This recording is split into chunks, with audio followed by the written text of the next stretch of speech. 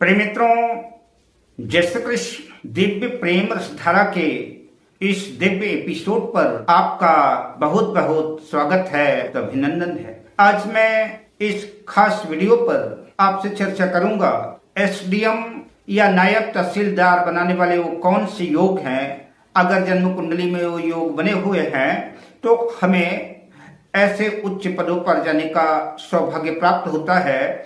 आज मैं इस विषय पर आपसे चर्चा करूंगा, पर विषय क्रम में आगे बढ़ूं उससे पहले आपसे आग्रह, अगर आपने अभी तक हमारे चैनल को सब्सक्राइब नहीं किया है तो प्लीज चैनल को सब्सक्राइब करें, साथ ही नोटिफिकेशन बेल को भी प्रेस कर लें, और अगर वीडियो अच्छा लगे तो इसे लाइक भी करें और शेयर भी करें ताकि अन्य लोगों को भी इसका लाभ मिल सके। अगर आप अपनी या अपनों की जन्म कुंडली का बृहद प्रेडिक्शन कराना चाहते हैं, विश्लेषण कराना चाहते हैं, तो स्क्रीन पर फ्लैश हो रहे नंबरों पर आप हमसे संपर्क कर सकते हैं। डिप्टी कलेक्टर, डीएसपी, एसडीएम आदि के लिए पीएससी के एक एग्जाम में सम्मिलित होना पड़ता है, जिसे स्टेट सर्विस एग्जाम कहा जाता है। पीएससी का फुल फॉर्म होता है पब्लिक सर्विस कमीशन, और हिंदी में इसे लोक सेवा आयोग कहते हैं। तो हर राज्यों का अलग अलग पीएससी होता है। कई राज्यों में पीएससी नहीं बल्कि पीसीएस एग्जाम कहा जाता है। पीएससी में फॉर्म भरने के बाद प्रीलिम्स, मेंस और इंटरव्यू 3 प्रक्रियाओं से गुजरना पड़ता है। किसी भी लग्न की कुंडली हो और जीवन का कोई भी कार्य हो, प्रत्येक कार्य की सफलता के लिए जन्म कुंडली में लग्न और लग्नेश का मजबूत होना नितांत आवश्यक है। लग्न स्वयं जातक है, लग्न से जातक के व्यक्तित्व का पता चलता है, और जन्म कुंडली के शेष भाव जातक की उपलब्धियां हैं। DSP, deputy collector, SDM, sub divisional magistrate, नायब तहसीलदार या स्टेट सर्विस एग्जाम के अंतर्गत आने वाले कोई भी पद हो, उन पदों पर प्रतिष्ठित होने के लिए आपका ग्रेजुएशन कंप्लीट होना चाहिए। इसके लिए सबसे महत्वपूर्ण यह जन्म कुंडली का पंचम भाव है, जो शिक्षा का भाव है, जो ज्ञान का भाव है। इसके लिए पंचम भाव, पंचमेश बलवान होने चाहिए, स्ट्रांग होने चाहिए। इसमें शुभ ग्रहों का प्रभाव होना चाहिए ताकि आपकी शिक्षा दीक्षा उच्च स्तरीय हो सके। जन्म कुंडली का नवम भाव भी उच्च शिक्षा का भाव है, तो जन्म कुंडली का नवम भाव भी मजबूत होना चाहिए। नवम भाव भाग्य भाव भी है, आपका भाग्य भी आपका सपोर्ट करे। तो इसलिए जन्म कुंडली का लगने के बाद पंचम भाव और नवम भाव भी मजबूत होना चाहिए। और नवम भाग्य भाव के और शिक्षा के नैसर्गिक कारक देवगुरु बृहस्पति होते हैं। तो अगर नैसर्गिक कारक देवगुरु बृहस्पति भी जन्म कुंडली में मजबूत हैं, केंद्र में है, अपने उच्च राशि स्वराशि में है, तो किम कुर्वन्ति ग्रहा सर्वे यस्य केंद्रे बृहस्पति मत्त मानंग यूथानाम यस्य मर्दन्ति गजेंद्र।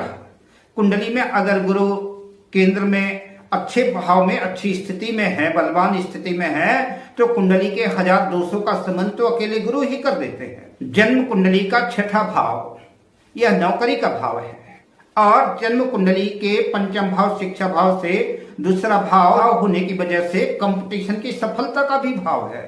जन्म कुंडली का जो अत्यंत महत्वपूर्ण पार्ट है, भाव है, वो जन्म कुंडली का 10वां भाव है।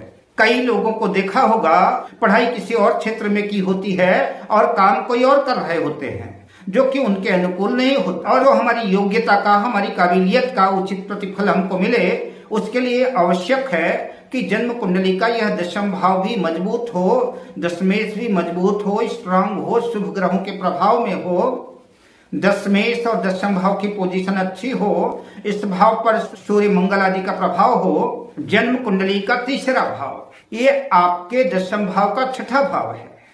आपके करियर के क्षेत्र में जो शत्रु हैं, जो दुश्मन हैं, जो अचानक परिस्थितियां आई हैं, जो आपके शत्रु पैदा हुए हैं, उनसे निपटने के लिए जन्म कुंडली का तीसरा भाव भी स्ट्रांग होना चाहिए, मजबूत होना चाहिए, ताकि जो है आप अपने दुश्मनों को मात दे सके। और चूंकि आप जब डीएसपी, एसडीएम आदि उच्च पदों पर आसीन होंगे तो निस्संदेह आपके दुश्मन भी ढेर सारे होंगे, तो उन दुश्मनों से निपटने की क्षमता आपकी होनी चाहिए। उसके लिए जन्म कुंडली का तीसरा भाव जो दसम भाव से छठवां भाव है वह भी मजबूत और स्ट्रांग होना चाहिए। अब आइए ग्रहों की चर्चा कर लेते हैं। सूर्य केंद्र सरकार का प्रतिनिधित्व करता है, जबकि चंद्रमा स्टेट गवर्नमेंट, स्टेट सरकार, प्रांत सरकार को रिप्रेजेंट करता है।